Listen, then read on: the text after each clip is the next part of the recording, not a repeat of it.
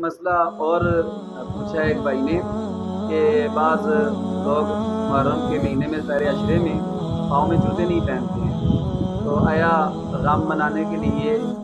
یا افسوس کرنے کے لیے پاؤں سے جوتے اتار دینا اور جوتے نہ پہننا یہ کیا شرعاً درست ہے یا نہیں ہے؟ تو قرآن و سنت کی روشنی میں اس کا جواب یہ ہے کہ جوتا پہننا سنت ہے۔ حضور صلی اللہ علیہ وسلم کی سنت ہے، آپ کو پتہ ہے حضور کے نالین پاک کا نقش بھی موجود ہے، وہ لوگ اس کو اپنے پیشانی پر بھی لگاتے ہیں، اس کے بیج سے بنائے ہوتے ہیں۔ حضور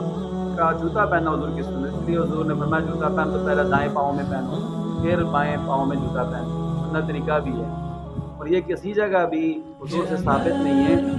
حضور کے زمانے میں بہت غم آئے، حضور کی پہلی بیوی فوت ہوئی تھی حجۃ الکبریٰ، تو حضور نے اس کو،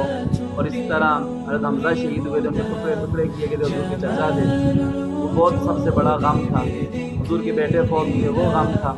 اور صحابہ کرام شہید ہوئے ہیں، بڑے غم آئے حضور کی زندگی میں، لیکن کسی ایک موقع پر بھی یہ ثابت نہیں ہو کہ حضور نے اپنے قدم مبارک سے جوتا اتار دیا ہو، یا صحابہ کرام نے جوتے اتار دیے، یا اہل بیت میں سے کسی نے غم منانے کے لیے پاؤں جوتے اتار دیے ہوں۔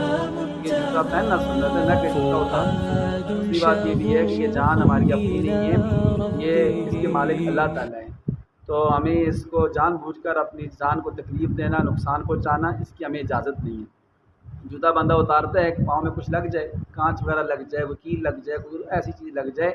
تو یہ خواہ مخواہ اللہ تعالیٰ کی دی ہوئی امانت میں خیانت کرنا ہے، اس لیے شرعاً یہ درست نہیں ہے۔ اللہ تعالیٰ سے دعا ہے اللہ تعالیٰ ہمیں